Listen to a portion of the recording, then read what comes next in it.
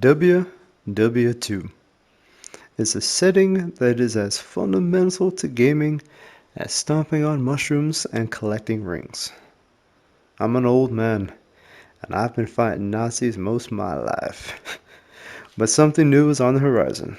D-Day enhanced for the PlayStation VR2.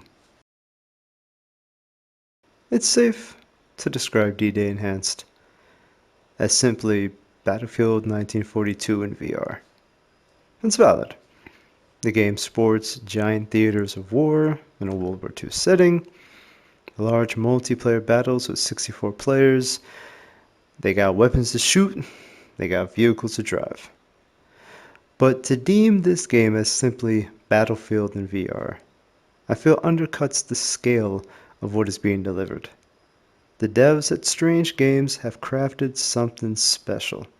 Stated simply, there ain't nothing like this on the VR2, and everyone with a headset should get in on this game. If I had to describe the gameplay in as few words as possible, I would say fast and kinetic. Every action in the game is damn near instantaneous. Respawning, changing weapons, healing, moving, and a plethora of other options are all performed within seconds of a command prompt. This translates to gameplay that is frantic, while still being intuitive. Once I understood the controls, I was healing and reloading without a second's thought. What makes D-Day truly special, though, is the sandbox it provides. There is an arsenal of tools at your disposal, weapons of all varieties, and attachments to enhance each of them. There are classes, each with their own unique abilities to suit one's playstyle, and vehicles that can be manned to destructive effects. You want to be Brad Pitt from Fury? Get 3 of your mates and create a 4-man tank crew. Yeah, you can do that. And wreak havoc on the battlefield. Want to be Vasily Zaitsev from Enemy at the Gates? Get yourself a sniper with a long-range scope and make the lobby rage. Want to be one of the brave infantrymen storming the beaches, a la Save It Private Ryan? That's here too. Want to blow yourself up with your own grenade, like in Thin Red Line? Yeah, you can do that as well.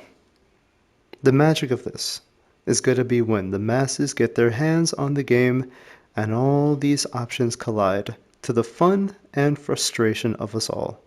And I'm excited to see it.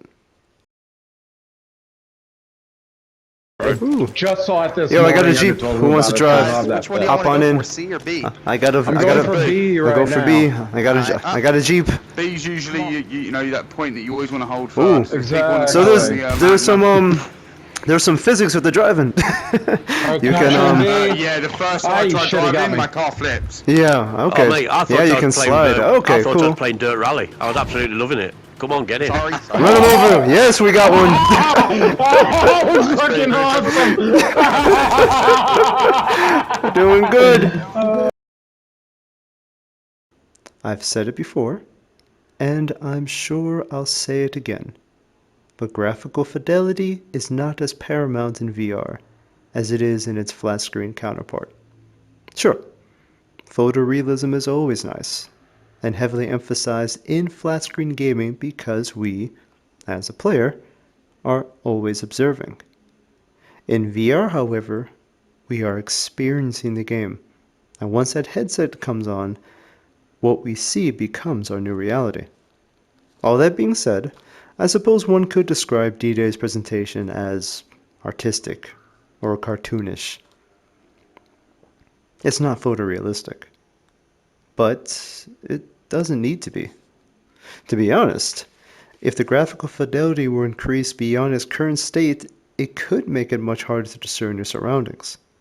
As of now, every item in the game is clear and identifiable, which is actually quite commendable to the devs, given the speed and chaos of the game. Sight lines are clean, discerning friend from foe is snappy, and navigating the environments are intuitive, even in the largest theaters. This allows us, as the gamer, to focus on the more important aspect, the gameplay. More so than in any other form of gaming, the suite of options available can make or break any VR experience. Thankfully, the devs haven't skimped on these either. All the standard options are here: rotation type, vignettes, but you can also adjust your weapon position on every axis, change the refresh rate from a native 120 Hz to 90 or 60, and even tailor the reloading to your preferred style, whether manual or automatic.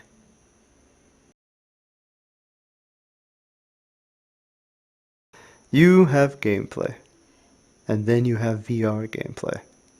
The subtlety being when the game in question acknowledges the difference through immersion and through intuitive controls. Bad VR games tend to be awkward when the actions of the player are obtusely convoluted or frustratingly complicated.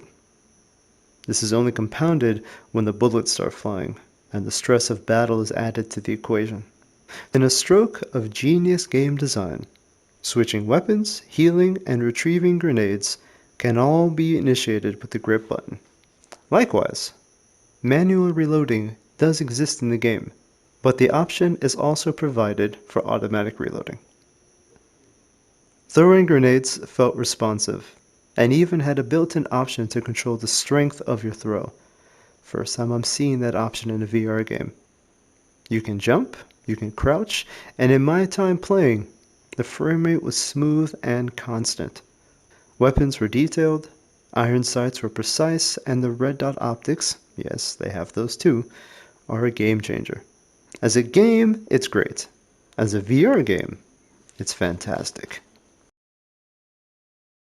I had little doubt D-Day Enhanced would be a good game. I had both the original Honor and Duties on the VR1. I used to run around with my aim controller having a merry old time. But after having played it now, I am genuinely pleased to report that this new rendition feels great to play.